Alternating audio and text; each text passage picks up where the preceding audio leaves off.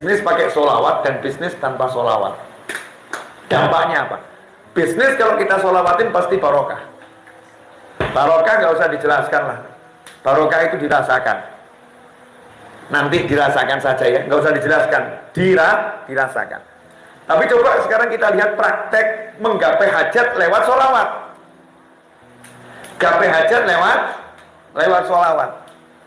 Kalau orang sholawat tadi menjadi pusat perhatian malaikat, pusat perhatian anbiya wal mursalin, pusat perhatian tumbuhan, pusat perhatian batu, pusat perhatian alam.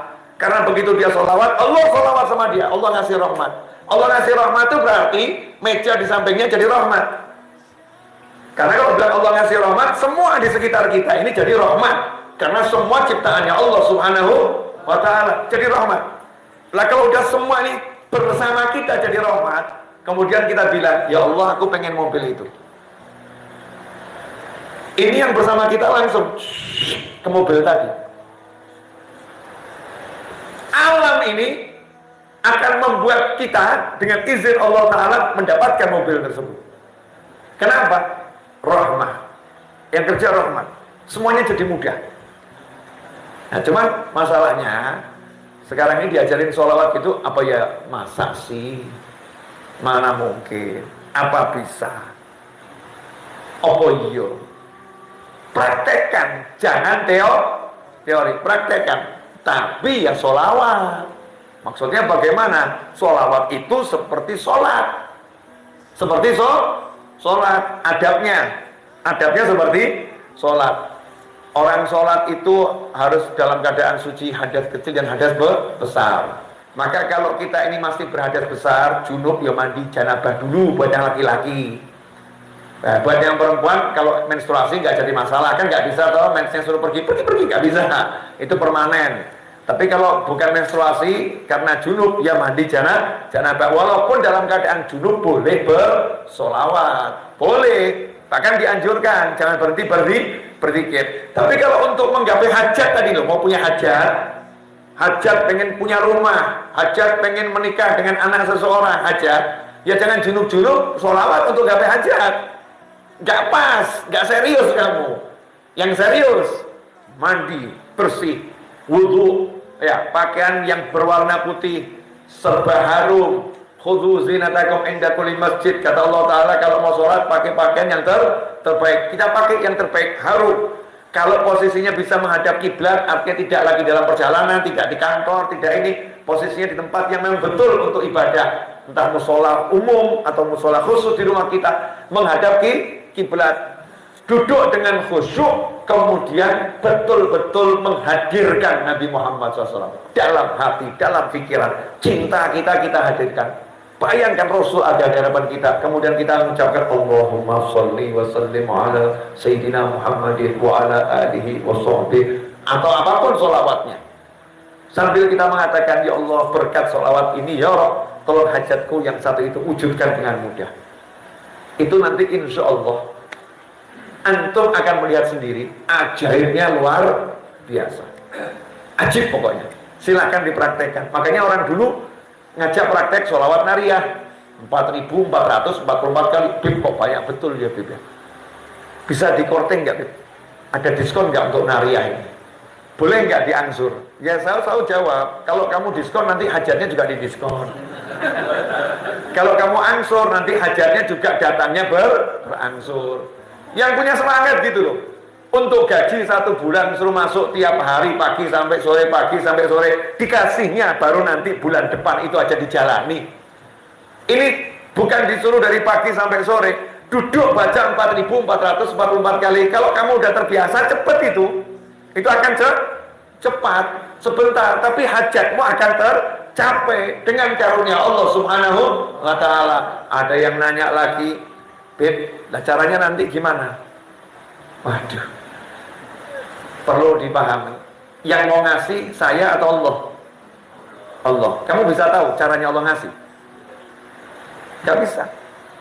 Allah udah bilang, wa yarzuqhu min haitsu la yahtasib. Siapa takwa sama Allah, yaj'al lahu makhraja. Aku beri dia solusi.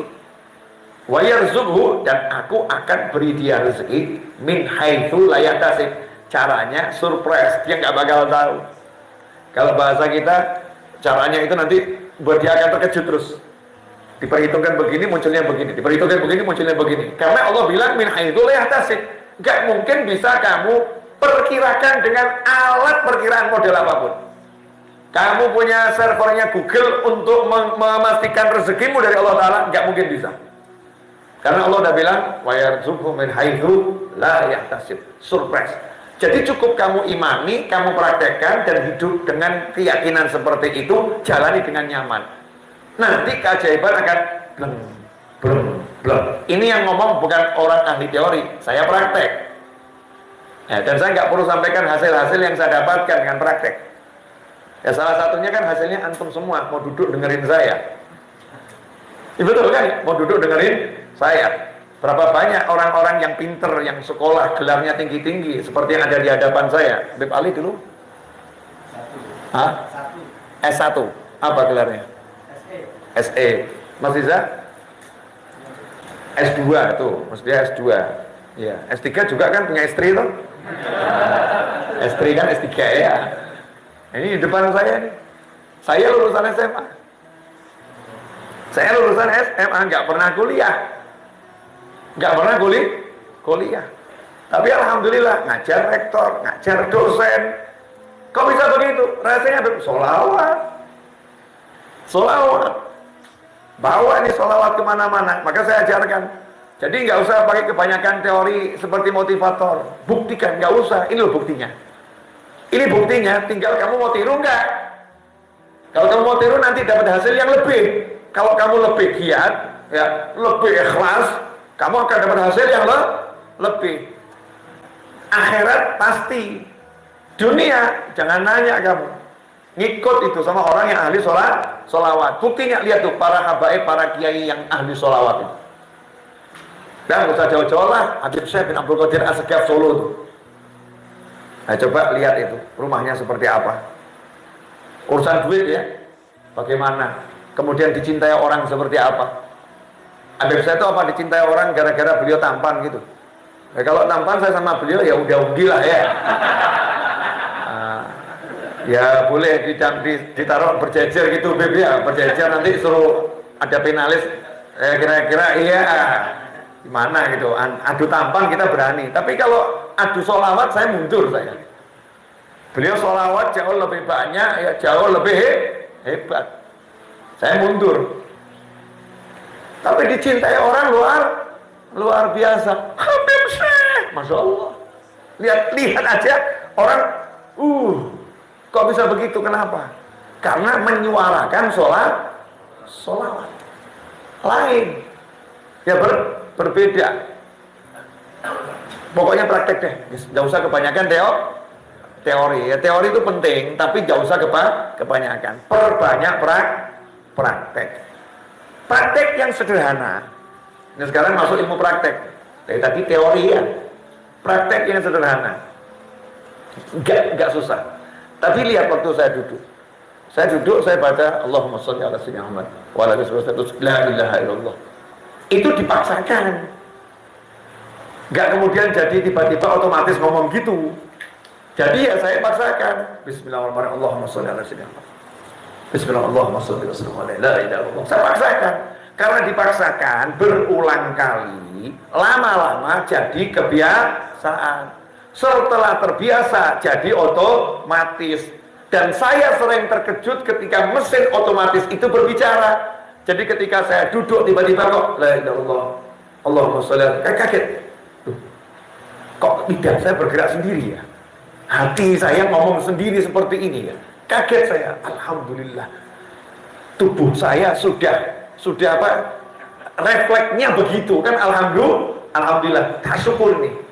Ini hasil karena memaksakan diri. Nah kalau kita sudah terbiasa duduk bangun begitu, kira-kira satu hari sholawatnya berapa kali? Susah ngitungnya ya. Karena ya aktivitas manusia ini kan duduk bangun, kecuali yang sakit. Yang sehat kan begitu, jalan duduk berdiri, jalan duduk berdiri, kan begitu. Kemudian yang simpel sederhana lagi, kalau kita pagi hari dan sore hari. Perintah dari Nabi Muhammad SAW. Bersolawatlah kepadaku di pagi hari 10 kali, di sore hari 10 kali. Siapa yang pagi solawat 10 kali, sore solawat 10 kali, dia akan dapat syafaatku. Kama qala SAW. Dapat syafaatnya Nabi Muhammad SAW. Apa arti syafaat? Luas. Bahasa Indonesianya syafaat itu pembelaan. Pembelaan. Jadi kalau saya bilang saya mensyafaati dia, berarti saya akan bela dia apapun urusannya. Kalau urusannya dia mau beli mobil, ya saya akan bereskan sampai dia bisa beli mobil. Kalau urusannya dia mau kasih proposal ke satu bos, saya akan antarkan sampai cair proposalnya. Itu namanya saya bela dia. Ini bayangkan yang bela bukan fulan dan fulan, tapi Nabi SAW menyatakan aku pembelanya. Aku pembelanya. Ya kalau udah dibela oleh Nabi Muhammad SAW, kira-kira malaikat berani tidak berhadapan? Dikubur dibela Nabi Muhammad SAW, malaikat Munkar wa Nakir, lanjutkan saja perjalanannya. Enggak nanya, oh enggak, sudah. Udah diurus oleh Nabi Muhammad SAW. Selesai. Di mahsyar, sampai masuk surga, dibela sama Nabi. Nabi tinggal bilang SAW, itu ikut saya. Selesai. Rombongannya Rasulullah SAW. Coba kalau nggak dibela Nabi Muhammad SAW. Kamu masuk bandara, kalau nggak ada yang bela, ya antrinya panjang. Tapi kalau ada yang bela, panjang atau cepat? Cepat. Baru dibela oleh privilege punya kartu bisnis gitu aja ya. Dibela kartu bisnis, pintunya udah dibuat beda. Betul. Pintu masuk penumpang umum, pintu masuk penumpang bisnis. Beda kursi, beda pelayanan. Beda kursi, beda pelayanan. Itu baru dibeda oleh tiket. Dia dibela sama tiket. Bayangkan kalau kita dibela Nabi Muhammad SAW. Selesai semua urusan. Gak ada yang gak selesai. Nah, masalahnya ini ilmu praktek, bukan ilmu teori. Tahunya kalau dipraktekkan. Saya tahu dengan iman sebetulnya sudah cukup. Muslim dengan iman cukup. Cuman kadang-kadang kan iman ini buat sebagian orang imannya belum cukup. Karena belum sampai tahap yakin. Orang kalau udah yakin tuh puncak iman. Jadi walaupun dipraktekkan, tidak dipraktekkan, dia percaya. Tapi ada orang-orang yang nunggu praktek dulu sampai ada hasil baru percaya. Ya nggak apa-apa, praktekkan. Nanti kamu akan tahu hasilnya. Ajak anakmu sholawat, ajak pasangan hidupmu sholawat, ajak keluargamu semua sholawat, ajak pembantumu, karyawanmu sholawat. Praktekkan itu nggak usah lama-lama. 1 bulan istiqomah, lihat hasilnya. Perubahan apa yang terjadi? Coba dicatat. Oh, anak ini biasanya susah diberitahu. Kok sekarang setelah 1 bulan bersolawat hasilnya mudah diberitahu. Terus nanti hasilnya tak perlu diberitahu. Oh, yang ini tadinya pemalas. Setelah diajak solawat, sekarang jadi rajin. Berikutnya jadi giatnya luar biasa. Oh, yang ini tadi kalau datang orangnya marah-marah melulu. Sejak satu kantor baca solawat, itu yang marah-marah kok diganti. Yang datang wajahnya ceria, menyenangkan. Oh, kita akan terkejut kaget. Begitu banyak perubahan yang terjadi setelah kita istiqomah, yang menjalani apa yang diperintahkan oleh Allah Subhanahu wa Ta'ala. Karena sholawat itu bukan anjuran tapi perintah langsung dari Allah Ta'ala, di mana Allah mewahyukan innallaha wa malaikatahu yusholluna 'alan nabi ya ayyuhalladzina amanu shallu 'alaihi wa sallimu taslima. Allahumma shalli wa sallim wa barik alaihi. Mari kita tutup dengan praktek. Kita sama-sama bersolawat. Mas Seto, dicek berapa menit? Ya, 1 jam 6 menit. Yakin? Ini betul 1 jam? Ibu-ibu, itu hoax atau asli? Saya nggak terasa ngomong 1 jam. Saya baru berasa ngomong 5 menit. Tapi jangan dilanjut. Udah kenyataannya kan 1 jam. Kenyataannya udah 1 jam. Kita ikuti kenyataan saja, jangan apa yang saya rasa urusan aku dan dia. Ya, ini prakteknya udah 1 jam lewat, ya udah cukup ya. Kita sekarang praktek sholawat 10 kali. Yang simple, bisa dibaca siapapun dan kapanpun ya. Yang menstruasi baca, nggak apa-apa. Tadi saya bilang kalau punya hajat, ya yang serius gitu loh. Jangan sambil sholawat, tapi tekun betul-betul memang untuk sholawat ini untuk hajat saya. Beda dengan yang kita sambil nyetir, beda ya. Sambil di kantor, beda. Yang ini khusus. Memang ada yang khusus. Nah, kita baca sholawat sallallahu ala Muhammad sallallahu alaihi wasallam sebanyak 10 kali. Praktek. Nah, sama punya hajat apa di hati, nanti lihat hasilnya. Ini modalnya sedikit, cuma 10, mintanya besar kan ya. Modalnya sedikit 10 kali, tapi mintanya besar. Saya mau minta apa enaknya ya? Yang murah-murah saja deh. Minta mobil deh. Entah dapatnya tahun berapa, kan minta dulu yang penting. Kan boleh kalau minta sama Allah Ta'ala mobil? Boleh nggak? Kan boleh, orang saya nggak minta sama kalian. Memintanya sama Allah Subhanahu wa Ta'ala. Allah bilang ud'uni astajib lakum. Minta sama aku beri. Orang mau minta kan suruh sholawat dulu. Ya udah, saya mau minta mobil, sekarang sholawat dulu. Itu permintaan kecil. Permintaan besar apa? Minta bisa melihat Nabi Muhammad SAW. Ya, minta bisa bertemu Nabi Muhammad SAW. Minta diampuni dosa-dosanya oleh Allah Subhanahu wa Ta'ala. Minta ditutup aib-aib kita, minta diterima amal soleh kita, semua yang akhirat tadi, dan minta sehat lahiriah maupun batiniah. Yang kecil minta mobil, yang gede-gede tadi itu, yang sifatnya ukhrawi, dan yang dunianya sehat wal afiat. Permintaan terbesar manusia untuk urusan dunia itu sehat wal afiat, yang mahal, yang orang suka lupa itu. Semoga kabul semuanya, amin. Mari bersama-sama. Sallallahu ala Muhammad, sallallahu alaihi wasallam, sallallahu ala Muhammad, sallallahu alaihi wasallam, sallallahu ala Muhammad, sallallahu alaihi wasallam, sallallahu ala Muhammad, sallallahu alaihi wasallam, sallallahu ala Muhammad, sallallahu alaihi wasallam, sallallahu ala Muhammad, sallallahu alaihi wasallam, sallallahu ala Muhammad, sallallahu alaihi wasallam, sallallahu ala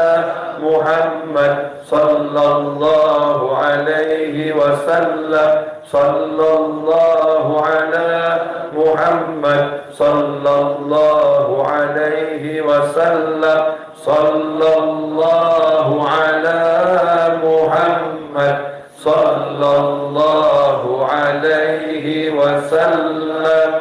Alhamdulillah, qabul insyaallah. Kurang lebih mohon maaf. Jazakumullah khairan wal afu minkum. Wassalamualaikum warahmatullahi wabarakatuh.